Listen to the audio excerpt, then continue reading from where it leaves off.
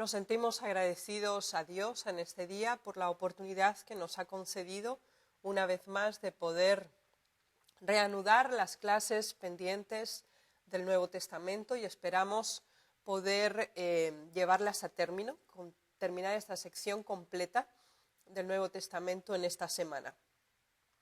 Así pues, con el fin de introducirnos de hecho y en forma completa en este tema, deseamos solicitar la sabiduría y la dirección de Dios. Padre nuestro que estás en los cielos, venimos ante ti en esta hora para agradecerte por el privilegio de saber que eres nuestro Dios y nuestro Salvador. Gracias por la palabra escrita que nos has confiado y gracias porque nos das también el privilegio de poder estudiarla, atesorarla y de esa manera también, por la influencia de tu Santo Espíritu, transformar nuestras vidas.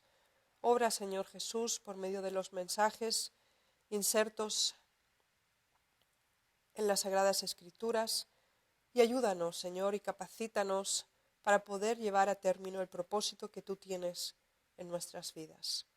En el nombre de Jesús. Amén. En la temática general que estamos retomando acerca de la introducción al Nuevo Testamento, la última clase que habíamos tenido se refería al libro Los Hechos de los Apóstoles. Y esta próxima clase es la clase número 9 de la sección dedicada al Nuevo Testamento. Se inaugura con las epístolas paulinas. Las epístolas escritas por Pablo cubren una gran proporción del Nuevo Testamento y su importancia doctrinal es fundamental en el contexto del Nuevo Testamento.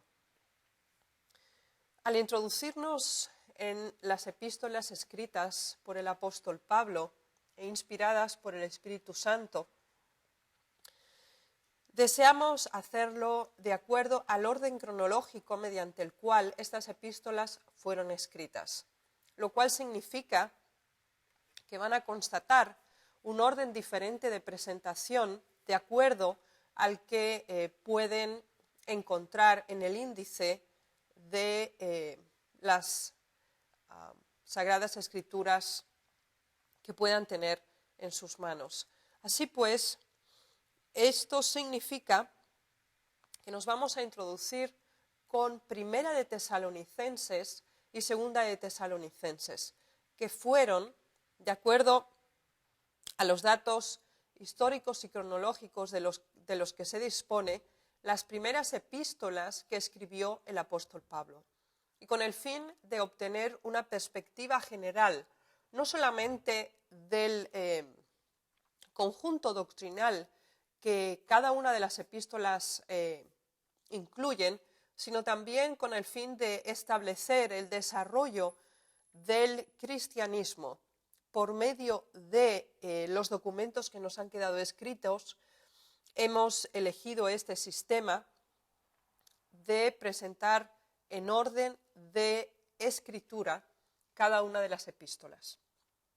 Sin más preámbulos, procederemos a la presentación y estudio de la primera epístola a los tesalonicenses. Si observan en pantalla podrán visualizar un mapa de Asia Menor y de Grecia y parte de la actual Bulgaria. Ruego que me sigan en esta ruta que corresponde al segundo viaje misionero del apóstol Pablo.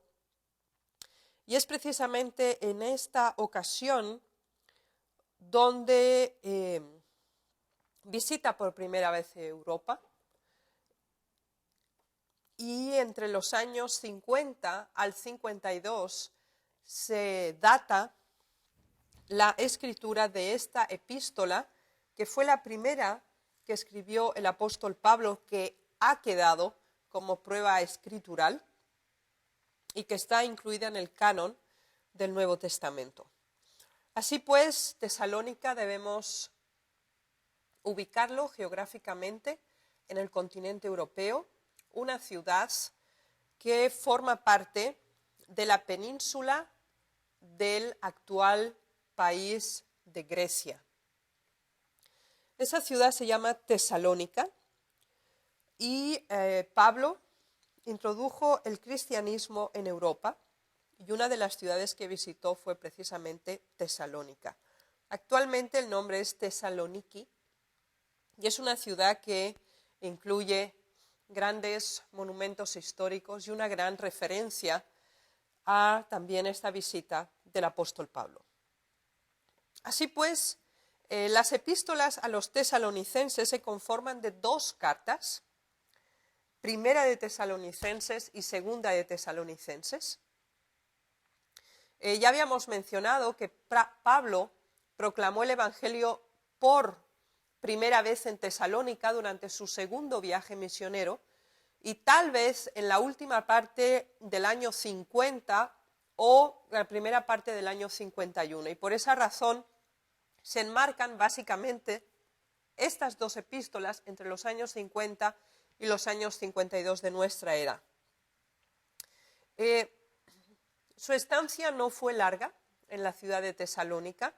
Él se mantuvo en ese lugar durante 3 sábados sucesivos y de acuerdo a la logística misionera, predicó fundamentalmente en la sinagoga, en primer lugar, de la ciudad, basándose fundamentalmente en las escrituras del Antiguo Testamento con el fin de demostrar que Jesucristo era el Mesías esperado por el pueblo judío. Algunos judíos aceptaron el cristianismo en la ciudad de Tesalónica, pero fundamentalmente fue una cantidad importante de prosélitos de origen griego. Los judíos fueron lamentablemente una minoría en este caso. Y con este grupo de nuevos conversos, el apóstol Pablo estuvo en la posibilidad de organizar la primera iglesia en Europa,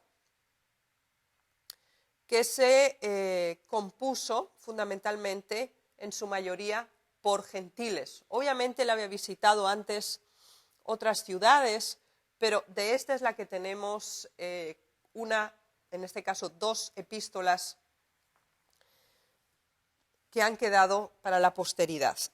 El contexto de esta visita a Tesalónica lo tenemos en Hechos, capítulo 17, Hechos capítulo 17, desde los versículos 1 al 9.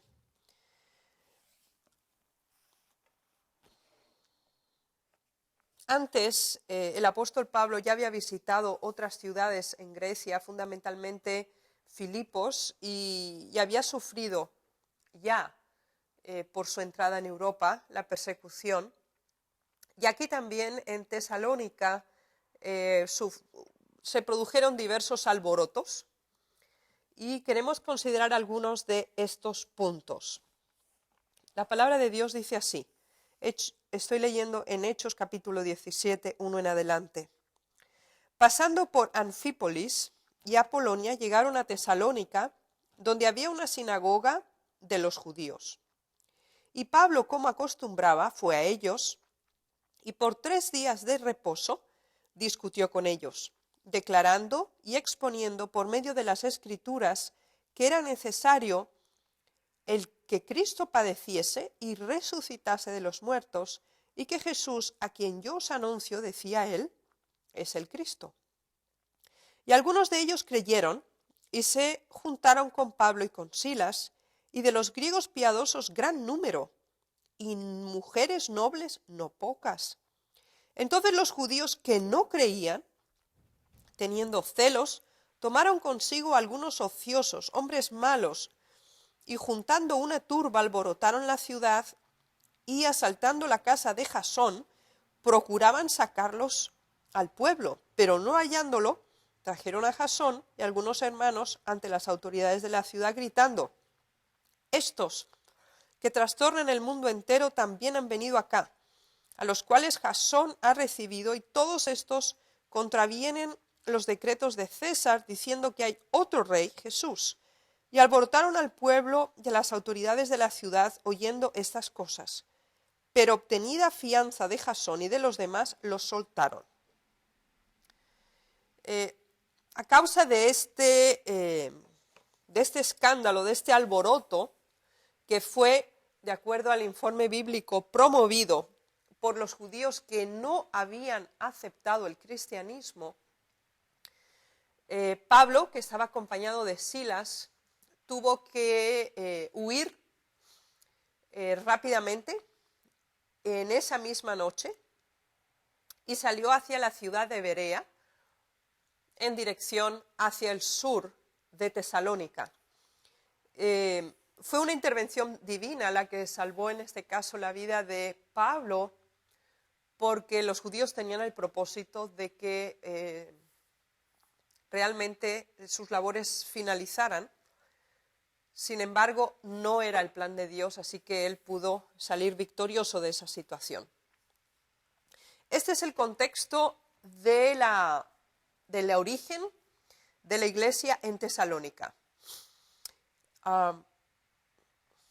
El gran éxito de la predicación del Evangelio, de probar que Jesús, Cristo, era el Mesías de los judíos que había venido, lo cual hacía Pablo basado únicamente en los escritos del Antiguo Testamento, produjo ese tumulto, lo cual provocó la visita entonces de Pablo a Berea. Pero lamentablemente, siguiendo el informe de Hechos 17, en los versículos 10 y 13, se nos dice que también lo siguieron hasta Berea, y por eso tuvo que abandonar también la ciudad de Berea. Pero el versículo 14 de Hechos 17 nos informa que ese grupo de creyentes que quedó en Berea era tan nuevo, que Pablo consideró recomendable que Silas y Timoteo quedaran allí. Después de Tesalónica fue Berea y después viajó entonces Pablo a Atenas, pero poco después de que él llegara también se unieron con él de nuevo Silas y Timoteo. Y de acuerdo a Primera de Tesalonicenses capítulo 3, da la impresión que de nuevo envió a Timoteo de regreso desde Atenas a Tesalónica para instruir adicionalmente a esa joven iglesia cristiana que acababa de ser organizada. Y de ahí, a su vez, desde Atenas, viajó más hacia el sur y se fue hasta Corinto, donde estaría por un espacio de tiempo mayor, encontrándose Silas y Timoteo de regreso a Tesalónica. Ese es el contexto en el cual se desarrolló la inserción del Evangelio en la ciudad de Tesalónica. Queremos pasar inmediatamente al contenido de la epístola primera por sí misma. Y como podemos observar en el esquema que ven en pantalla, tenemos 4 secciones fundamentales en esta primera epístola que sigue el canon regular del género literario de la epístola de aquellos entonces. Así pues, tiene el saludo o una introducción, una segunda sección introductoria a nivel de histórica y de la relación que Pablo estableció con los creyentes nuevos en esa ciudad. Y de hecho, fundamentalmente el centro de la presentación en esta primera epístola se encuentra en los capítulos 4 y 5, donde se insertan una serie de exhortaciones y concluye en una cuarta sección de la epístola la bendición final y también saludos generalmente. Encontramos 7 temas fundamentales que Pablo se sintió impulsado e imbuido por el Espíritu Santo a comunicar a estos creyentes en Tesalónica. Y el primero de ellos es acerca de la santificación corporal, los cuales queremos leer para comprender un poco qué problemas doctrinales se habían insertado en estos nuevos creyentes por influencias tanto de la filosofía griega como tal, como también de estos judíos que no habían aceptado el cristianismo en su forma completa. Vayamos pues a 1 Tesalonicenses, capítulo 4, y leamos los versículos 3 y 8, de 3 hasta el 8. Dice así, leamos desde el 2, perdón. 1 Tesalonicenses, capítulo 4, del 2 en adelante. Porque ya sabéis qué instrucciones os dimos por el Señor Jesús. Pues la voluntad de Dios es vuestra santificación, que os apartéis de fornicación. Que cada uno de vosotros sepa tener su propia esposa en santidad y honor, no en pasión de concupiscencia, como los gentiles que no conocen a Dios. Así pues, aquí tenemos un primer elemento significativo de uno de los temas que el apóstol Pablo tuvo que presentar a los tesalonicenses. Y el primero de ellos es acerca, como habíamos comentado, de la santificación corporal. Y fundamentalmente se refiere a la pureza dentro de las relaciones matrimoniales. El segundo elemento lo encontramos a partir del versículo 6, que se nos dice: que ninguno agravie ni engañe en nada a su hermano, porque el Señor es vengador de todo esto, como ya os hemos dicho y testificado. Así que el segundo elemento que era necesario enfatizar a los tesalonicenses eran las relaciones fraternales. Que no hubiera ni engaño ni ofensa. Vayamos con otros elementos significativos. El versículo 7 nos dice: pues no nos ha llamado Dios a inmundicia, sino a santificación. Así que el que desecha esto no desecha a hombres, sino a Dios, que también nos dio su Espíritu Santo. Pero acerca del amor fraternal no tenéis necesidad de que os escriba, porque vosotros mismos habéis aprendido de Dios que os améis unos a otros. Y también lo hacéis así con todos los hermanos que entran por toda Macedonia. Pero rogamos, hermanos, que abundéis en ello más y más, y que procuréis tener tranquilidad, y ocuparos en vuestros negocios, y trabajar con vuestras manos de la manera que os hemos mandado, a fin de que os conduzcáis honradamente para con los de afuera, y no tengáis necesidad de nada. Así que había otro elemento muy importante, y era acerca de la laboriosidad.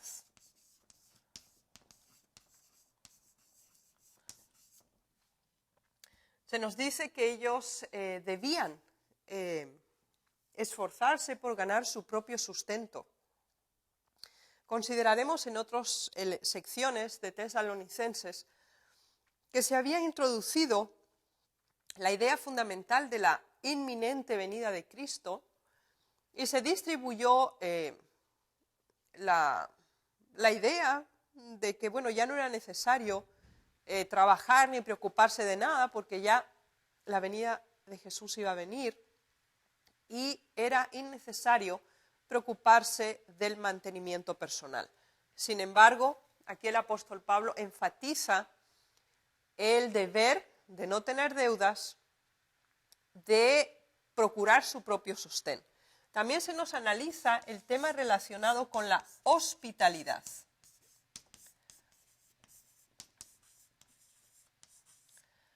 Tesalónica es una ciudad portuaria y el tráfico de barcos es muy extenso con Asia Menor, actualmente Turquía, y hasta hoy, si uno viaja a Tesalónica, puede ver el contraste entre estas dos grandes culturas que se encuentran, pero el constante contacto también vía marítima con Asia Menor. Y el apóstol Pablo enfatiza que esa región de Grecia, Macedonia, donde se encontraba Tesalónica, debía, tal como había hecho hasta ahora, también disponer y ofrecer ayuda a los demás.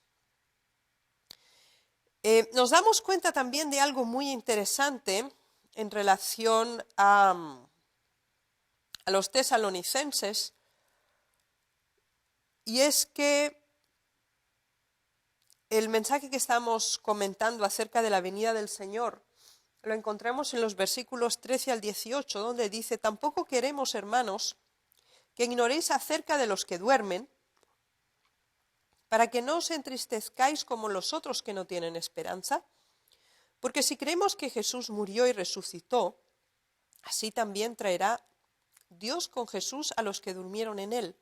Por lo cual os decimos esto en palabra del Señor, que nosotros que vivimos, que habremos quedado hasta la venida del Señor, no precederemos a los que durmieron. Porque el Señor mismo, con voz de mando, con voz de arcángel y con trompeta de Dios, descenderá del cielo, y los muertos en Cristo resucitarán primero. Luego nosotros, los que vivimos, los que hayamos quedado, seremos arrebatados juntamente con ellos en las nubes para recibir al Señor en el aire, y así estaremos siempre con el Señor. Así que aquí tenemos dos elementos muy importantes que relacionaban la venida de Cristo con la resurrección y con la translación. Era evidente que los tesalonicenses, partiendo de la idea de la inmediata venida de Cristo, se había producido cierta confusión acerca de la resurrección y de la traslación.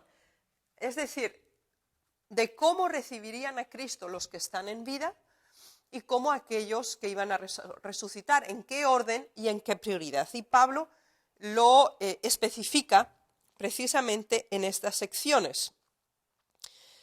Sin embargo, el tema fundamental y problemático de los tesalonicenses era también fijar un periodo de tiempo, una etapa, un momento concreto de esa segunda venida de Jesús.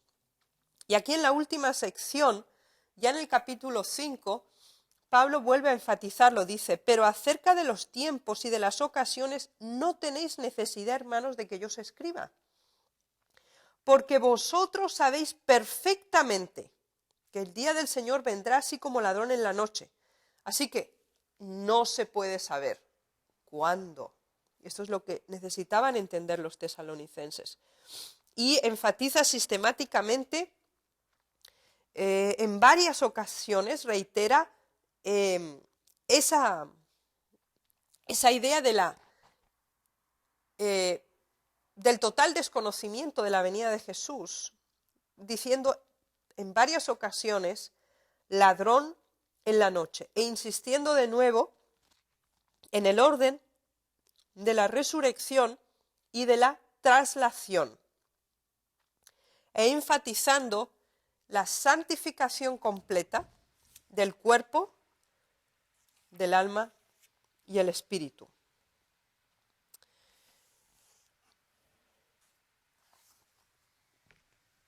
Era necesario tomar en cuenta la unidad entre ellos.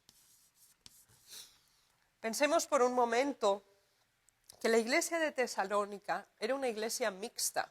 Estaba compuesta por judíos, estaba compuesta por gentiles,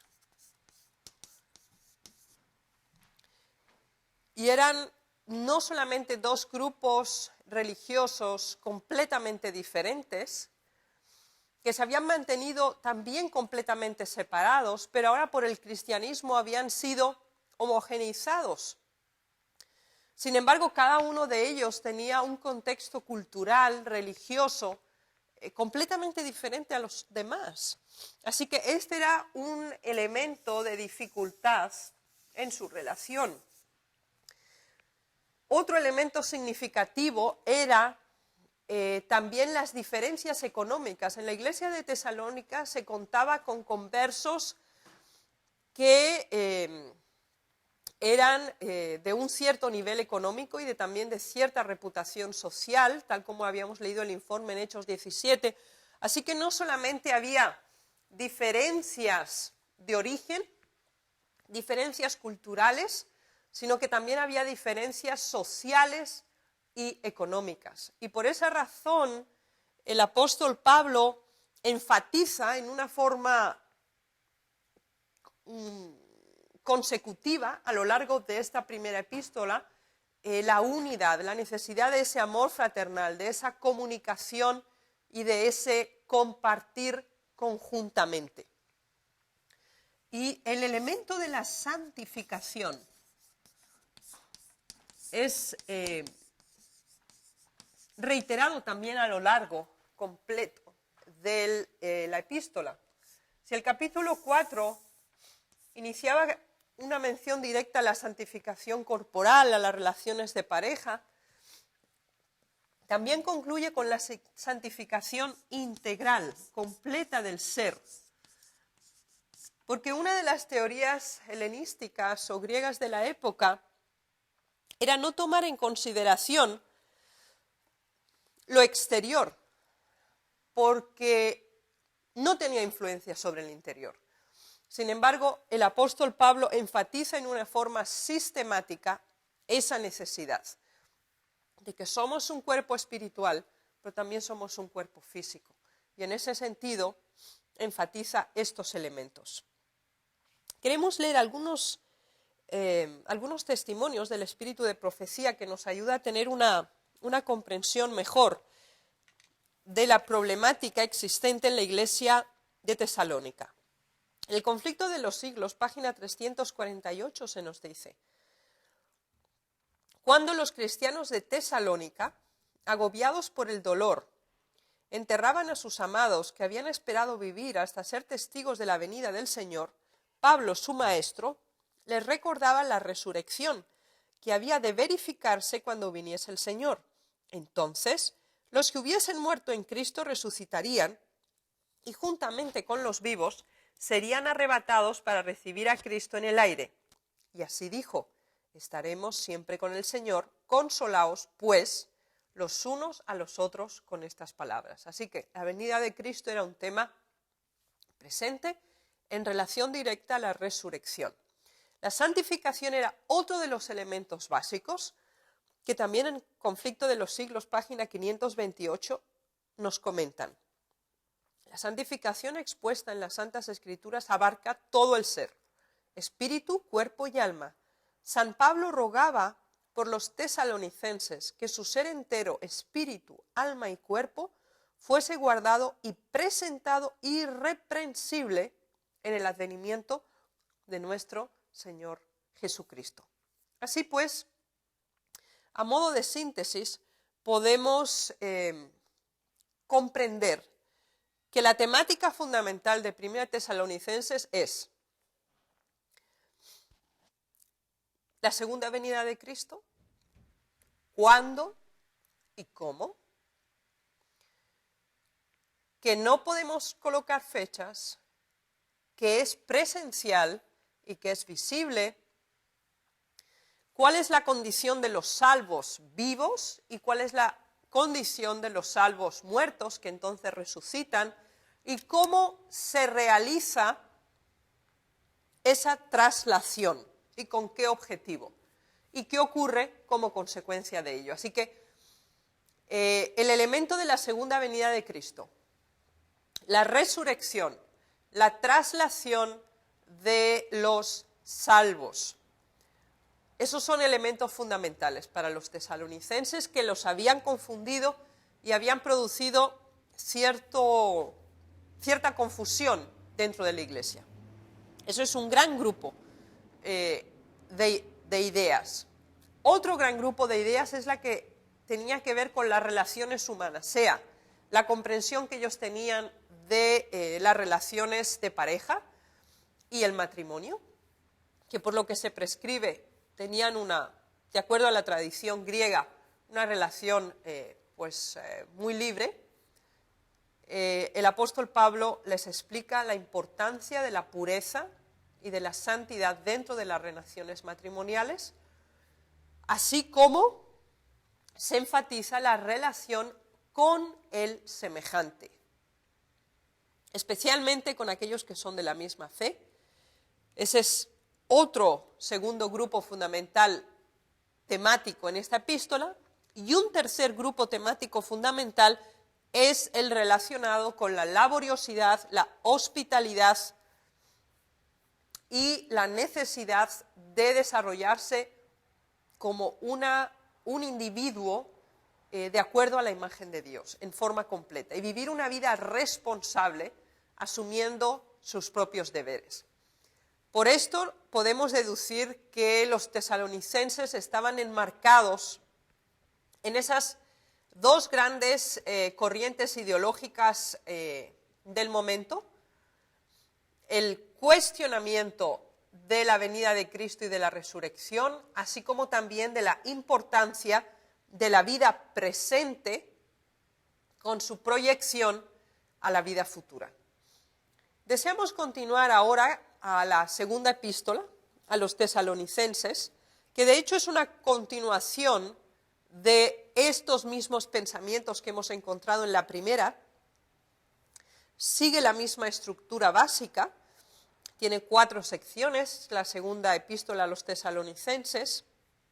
En la primera sección del saludo se enfatiza especialmente el crecimiento espiritual, el juicio y la salvación, que de hecho es un desarrollo de estos mismos principios doctrinales expuestos en la primera epístola a los tesalonicenses. Así que relaciona ahora no solamente la segunda venida de Cristo como el acto de la resurrección y de la traslación, sino también analiza el juicio antes de esta venida y la necesidad de conducir una vida de acuerdo a los principios de la verdad. La segunda sección es altamente profética, y esto da una importancia especialmente importante a la segunda epístola a los tesalonicenses, ya que en el capítulo 2, de los versículos 1 al 12, de nuevo la venida de Cristo es el tema central, y de hecho es este pensamiento de cuán cercana estaba la venida de Cristo, de cuándo iba a ser, de cuáles iban a ser los acontecimientos que permitían prever la cercanía de la segunda venida de Cristo. Era un tema constante de preocupación para los tesalonicenses, y se confirma de nuevo en esta segunda epístola, especialmente en este segundo capítulo, donde el apóstol Pablo no solamente declara como en la primera: pero acerca de los tiempos y de las ocasiones no tenéis necesidad, hermanos, de que os escriba, del capítulo 5, sino que ahora es mucho más específico. Y leemos a partir del 1 en el capítulo 2 de Segunda de Tesalonicenses: pero con respecto a la venida de nuestro Señor Jesucristo y nuestra reunión con Él, os rogamos, hermanos, que no os dejéis mover fácilmente de vuestro modo de pensar, ni os conturbéis ni por espíritu, ni por palabra, ni por carta como si fuera nuestra, en el sentido de que el día del Señor está cerca. Este versículo nos muestra que había una presión que recibía la iglesia de Tesalónica, también por carta, de otros de otras personas, de otros grupos religiosos, que insistían en que era inmediata, inminente la segunda venida de Cristo. Y aquí el apóstol Pablo les dice, por favor, permanezcan en la doctrina que aprendieron, no se dejen perturbar por otros que les mandan en cartas así como nosotros mandamos, y no se conmuevan de ese principio. Y entonces dice, en el 3, nadie os engañe en ninguna manera, porque no vendrá sin que antes venga la apostasía, y se manifieste el hombre de pecado, el hijo de perdición, el cual se opone y se levanta contra todo lo que se llama Dios o es objeto de culto, tanto que se sienta en el templo de Dios como Dios, haciéndose pasar por Dios.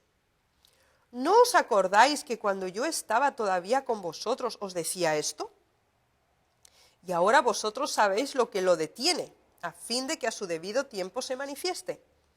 Porque ya está en acción el misterio de la iniquidad, solo que hay que quien al presente lo detiene, hasta que él a su vez se ha quitado de en medio. Entonces se manifestará aquel inicuo, a quien el Señor matará con el espíritu de su boca y destruirá con el resplandor de su venida.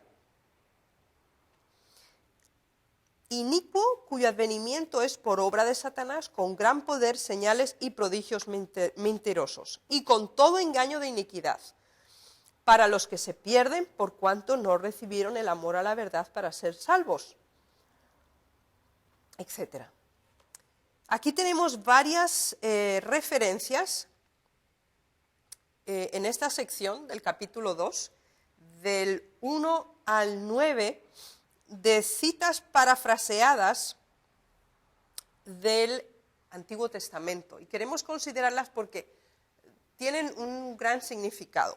Por ejemplo, en 2 Tesalonicenses 2:4 hay una referencia directa a Daniel 11:36 que deseamos leer. Daniel 11:36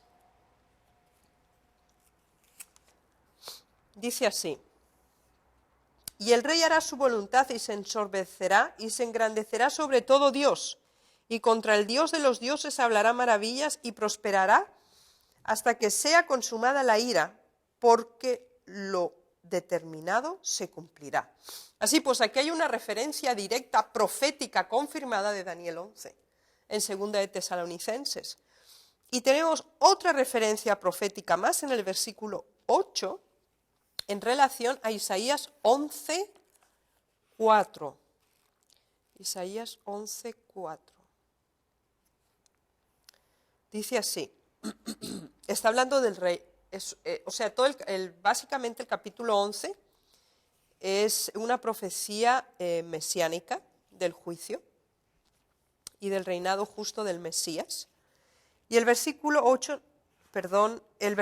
4 de Isaías 11 nos dice, sino que juzgará con justicia a los pobres, y arguirá con equidad por los mansos de la tierra, y herirá la tierra con la vara de su boca, y con el espíritu de sus labios matará al impío. Aquí tenemos la referencia directa al versículo 8 de 2 de Tesalonicenses 2. Así pues, esta sección de la epístola del capítulo 2 es la parte central de 2 de Tesalonicenses, y de hecho es el punto álgido o climático del conjunto de las dos epístolas, ya que el tema referido a la segunda venida de Cristo se inicia en forma mucho más suave en la primera epístola, pero considerando que tras las exhortaciones del apóstol Pablo, el problema continuaba en la iglesia de Tesalónica, el apóstol Pablo es mucho más concreto, más específico y más contundente en esta segunda epístola. Y el segundo capítulo tiene una implicación profética fundamental y de gran significado hasta nuestros días. Dentro del contexto también del capítulo 2 de 2 de Tesalonicenses, en su segunda parte tenemos una admonición a vivir de acuerdo a la verdad y a la luz recibida precisamente para estar listo, estar preparados cuando el Señor venga. La tercera sección de la segunda epístola a los tesalonicenses es de nuevo exhortativa. Y de nuevo enfatiza estos elementos problemáticos que tenían los tesalonicenses en cuanto a las relaciones humanas y su sentido de la responsabilidad personal. Menciona en el capítulo 3, versículo 6,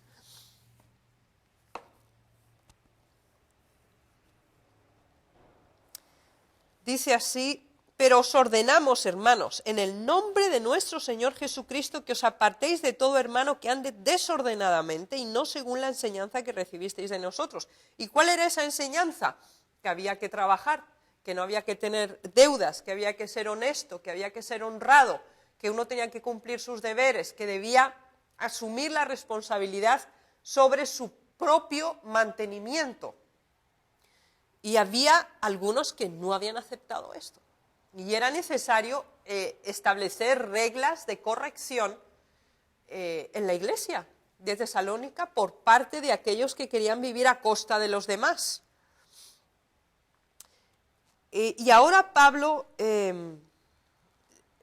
les recuerda cómo se estableció la relación con los apóstoles al principio. Dice, estoy leyendo a partir del versículo 7 en el capítulo 3. Porque vosotros mismos sabéis de qué manera debéis imitarnos, pues nosotros no anduvimos desordenadamente entre vosotros. Ahora, ¿qué entendía el apóstol Pablo por esta mención que hace de desorden? ¿Qué quería decir? ¿A qué se refería? Dice, ni comimos de balde el pan de nadie, sino que trabajamos con afán y fatiga día y noche para no ser gravosos a ninguno de vosotros, no porque no tuviésemos derecho, sino por daros nosotros mismos un ejemplo para que nos imitaseis. Así que, cuando los apóstoles estuvieron allá, y sabemos que fue Pablo, que fue Timoteo y que fue Silas, en esa primera fase, dice, nosotros no vivimos a expensas vuestras.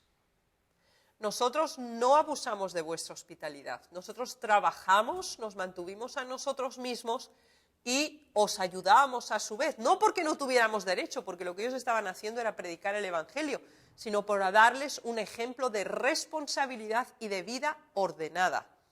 Y entonces se llega a la frase que de algún modo sintetiza este mismo principio, donde dice, si alguno no quiere trabajar, tampoco coma. Porque oímos que algunos de entre vosotros andan desordenadamente, no trabajando en nada, sino entrometiéndose en lo ajeno. A los tales mandamos y exhortamos por nuestro Señor Jesucristo, que trabajando sosegadamente coman su propio pan. Así pues, esa teoría de que el Señor iba a venir inmediatamente era muy cómoda para decir, bueno, ya no vamos a hacer nada. Y como una parte de los gentiles eran personas adineradas, quizá pensaban, bueno, ellos que nos mantengan, ellos que nos cuiden, ellos que se encarguen de nosotros.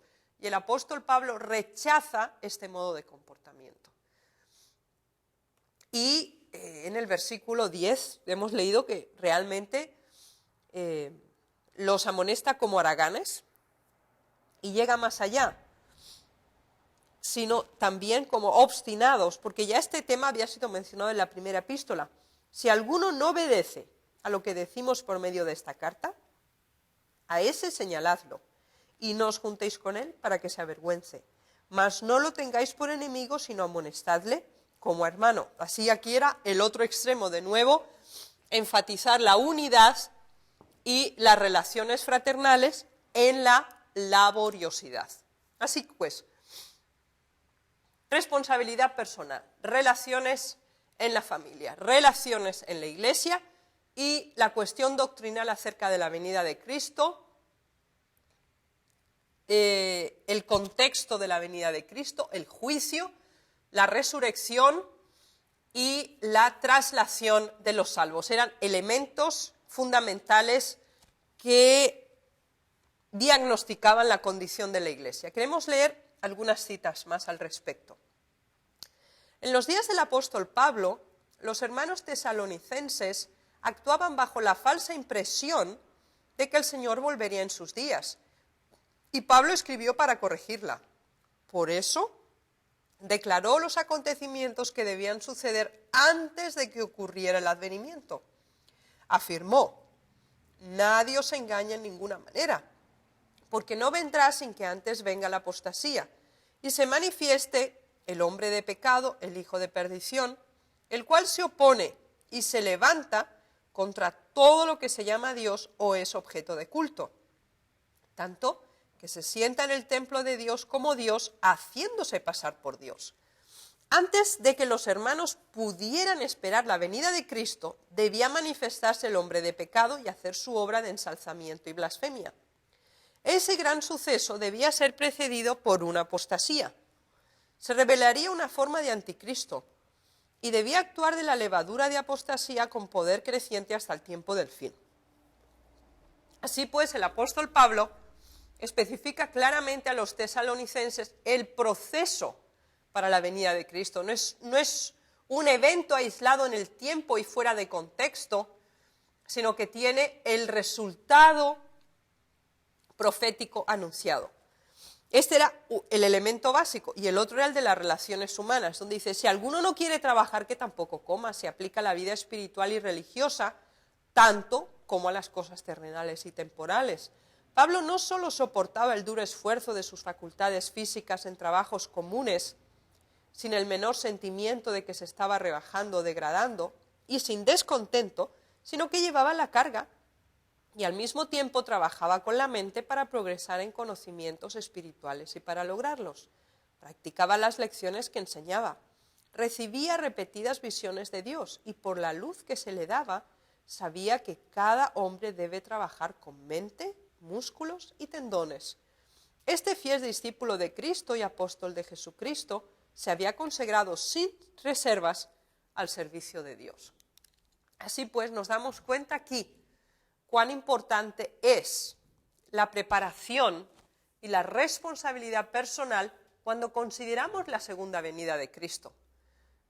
Y las dos epístolas de los tesalonicenses enmarcan en forma directa los elementos proféticos, personales y sociales para esa preparación. Quiera el Señor bendecirnos en el estudio de estas dos epístolas.